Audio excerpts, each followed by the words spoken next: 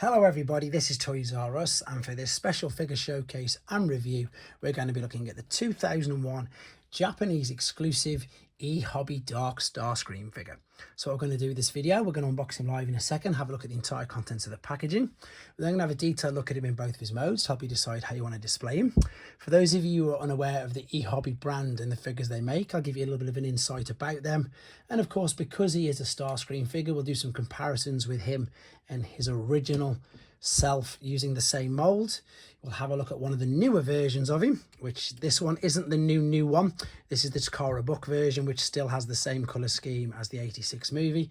And indeed, we can have a look at some other ehobby figures as well, which again have shared the same mold.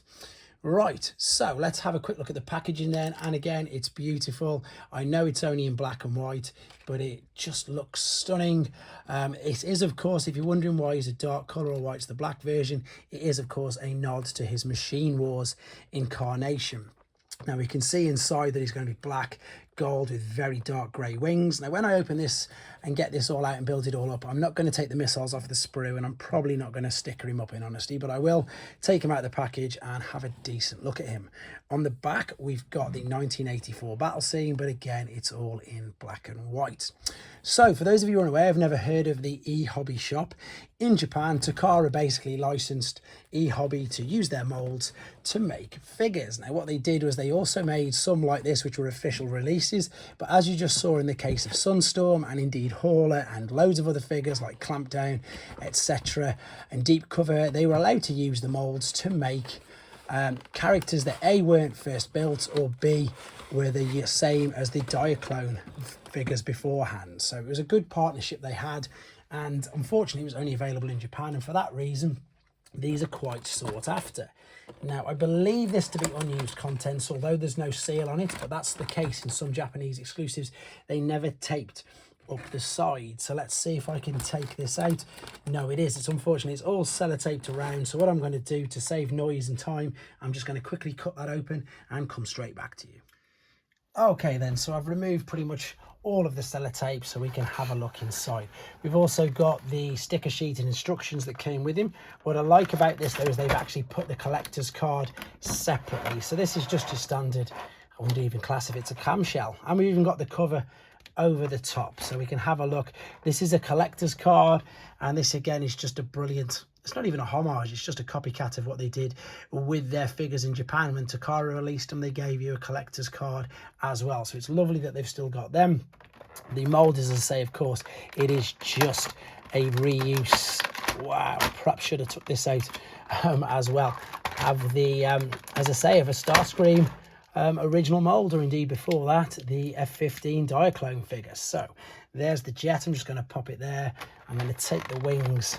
As I said, the only thing I'm not going to be doing is taking the missiles off the sprue, and indeed apologies for the noise, but again I want these videos to be, I suppose, as authentic as possible. I like to try and do them all in one take, and I like to try and show you as many, I suppose, Japanese exclusives as possible. So some people might be wondering why have I opened it, but I just really wanted to show it, and I want to display it as well. So don't get me wrong, if it was a vintage 1984 Starscream, I would definitely not be opening it up, but I just really want to see this. So right, we've got, oh, the landing gear is lovely. The landing gear is grey.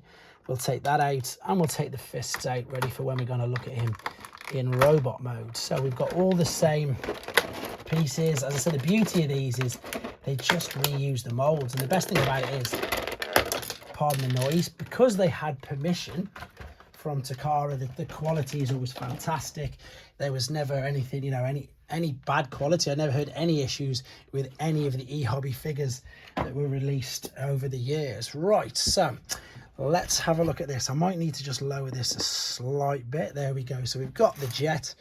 There we go. Let's start to attach the things. Now, of course, the wings are going to be missing the Decepticon symbols. You never know, I might actually pop them on, but at the moment I'm not going to. We've got a rub sign as well, which is fantastic. This is obviously not gold plastic. It is gold painted die cast. It is beautiful. The cockpit's even got like a gold tinge as well. It's just lovely. I'm going to push, yeah, I'm going to push these all the way in. Normally I don't, but because I am planning on displaying it and keeping it out, I'll push it in. If you're wondering why, these are very commonly do break off in the original figures. If anything gets a bit brittle, it always will be them. So if you're on the hunt even for an original Starscream, just be aware of that. A lot of the times they're even snapped off inside, and you might not even be aware. And sometimes even people super glue them in, to be fair, because they do just snap off inside. This is looking beautiful. There we go. Let's put the missile launchers underneath like so. And indeed, let's attach the landing gear. So there is, wow, there is Black Starscream. So let's just see if I can wedge him up a second just like that, just for now. What I'm going to do then, let's have a quick look, see if there's anything interesting here. I think it's just stickers and instructions, but let's have a look. You never know, sometimes they put other things in here as well. And yeah, you know, I am on the fence about putting the stickers on. I'm sure it'll make it look much better. To be honest, no, it's just a sticker sheet. So exactly the same. You've got the large Decepticon symbols for the wings. That'll be for coming over the shoulders. There's the shins. That's the top part. Yeah, loads. No, that's not the... Where is it? Yes, that will be on the feet, of course. That's the feet. That's coming over the shoulders. And the instructions are standard. Right, let's have one quick last look at him in this lovely mode then. It's beautiful. Everyone loves this. I mean, this mold's still fantastic, isn't it? Let's be honest. Okay, now let's have a look at him in his robot mode. So this is, I suppose, one of the original uses of a mold, or as a parts former, shall we say, because you can, if you want to, you can take it all apart. I'm going to try and transform it without taking the pieces off. So let's move these. Oh, there you go. They've come off anyway. Let's have a look. Let's move the tail fins. These are, of course, going to double up as feet. I'm sure that every single viewer of this channel will have seen at least one use of this mold. I'm going to take this out. Now, what I usually do with these is I store these in the cockpit.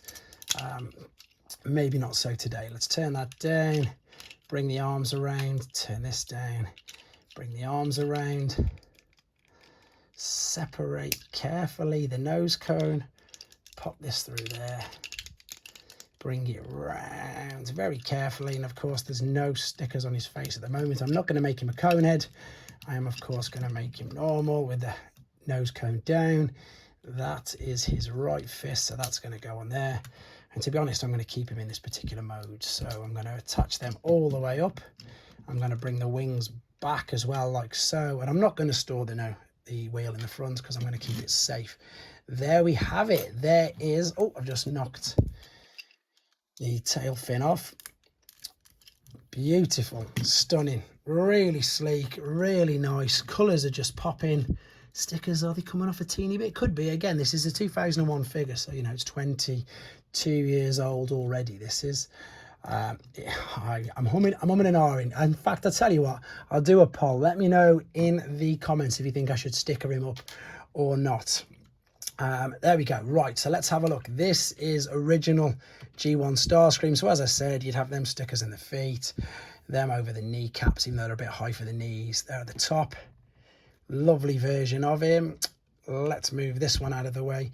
This is not the newest, the 86 version. This is the Zakara book version, so people might not have seen this. This was the original anime version. So yes, it's got the light blue. And again, I've not stickered this guy up either. He's got Megatron in his hands as well, but it's still a nice use of the mold. What I'll do, let's move him over, and we're going to finish up with a look at him with Sunstorm. And yes, this guy didn't get an official release. This as well is an ehobby figure, and you can buy these still on the secondary market if you're after them. But I don't think there's much more to say about this figure. It's just great, isn't it? One more to go now. I just need to get the ghost version of him. That's next on my list. But in the meantime, I hope you enjoyed looking at this particular version of him. Let me know in the comments if you think I should sticker him up. And of course, please take care.